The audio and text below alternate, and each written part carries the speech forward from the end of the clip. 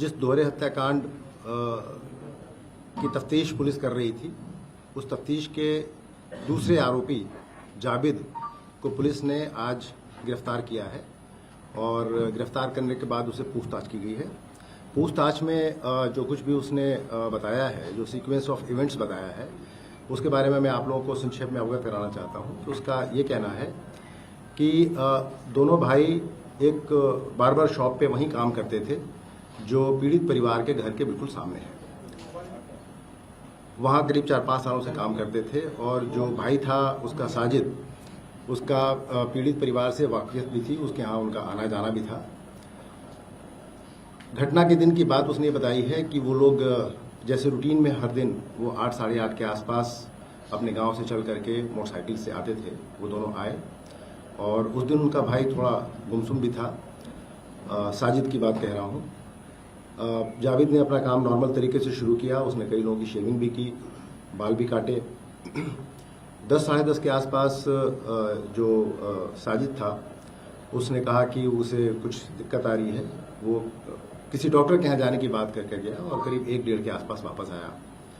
वापस आने के बाद उसने कहा कि उसकी तबीयत खराब हो रही है। यहाँ पे मैं आप लोगों को ये भी बताना चाहूँगा कि पूछताछ में ये भी तथ्य निकल के आए हैं कि साजिद बचपन से बहुत बीमार रहता था और उसके पिताजी ने उसको पीर और यहाँ जो छोटे सरकार और बड़े सरकार हैं वहाँ भी उसको काफ़ी ले जा करके उसको दिखाया। इनफैक्ट 10 साल की उम्र में जब वो काफ़ी बीमार पड़ गया था और उसको वो ठीक नहीं हो रहा था तो उसके पिताजी ने वहाँ एक झोपड़ी डाल ली थी बड़े सरकार में और बच्चे को लेकर के वहाँ काफ़ी समय तक रहे थे उसको ठीक करने के लिए।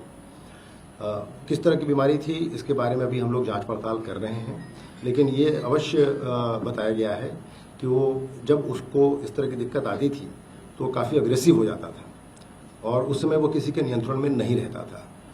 तो ऐसा प्रतीत होता है कि वो और इस इमोशनल अपहीवल के टाइम पे उसने ये भी बताया है कि उसके भाई ने कि 1-2 बार उसने अपने आप को डैमेज करने की भी कोशिश की। एक बार उसने चूहे मारने की दवा भी खा ली थी जिसका आलापुर में एक डॉक्टर साहब के यहाँ इलाज भी हुआ था और अक्सर वो इस तरीके से थोड़ा वायलेंट हो जाता था और घर वालों के नियंत्रण में नहीं आता था।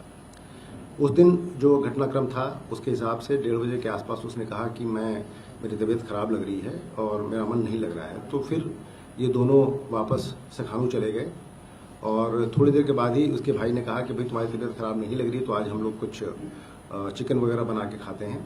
लेकिन भाई के इंसिस्टेंस पे दोनों फिर वापस चले आए शहर की तरफ। आने के बाद शाम को हमें एक ऐसा भी विटनेस मिला है जो इस बात की पुष्टि कर रहा है कि इसकी तबीयत खराब थी और इसने ये कहा कि मुझे खून की उल्टी सी होने जैसा लग रहा है और मैं कहीं जा रहा हूँ। इस बात की पुष्टि भी हुई है गवाह के बयान से। शाम को करीब 5 साढ़े 5 के आसपास ये थोड़ी देर के लिए बाहर गया साजिद। जब लौट के आया तो उसके हाथ में एक चाकू दिखाई पड़ा। हम लोगों ने उस व्यक्ति को आइडेंटिफाई कर लिया है जिसके यहाँ से वो चाकू खरीदा गया था। उससे भी पूछताछ हो रही है।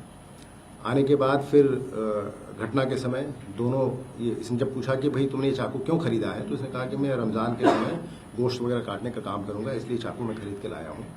उसके बाद दोनों इसने बताया कि मुझे किसी काम से पीड़ित विनोद के यहाँ जाना है, विनोद के घर के जाने के लिए। जब ये दोनों बाहर निकले तो विनोद के घर के अंदर चला गया और जाकर के उसने वहाँ घटनाक्रम को अंजाम दिया। जब इसने देखा कि वो नीचे से ही देखा कि वो खून से सने कपड़ों में वहाँ छत पे दिखाई पड़ा तो ये घबरा गया। वो नीचे आए और दोनों भाई वहाँ से जब भागने का प्रयास कर रहे थे तो पब्लिक के द्वारा उनको पकड़ने का प्रयास किया गया, लेकिन दोनों वहाँ से मौका देख करके छूट के निकल गए।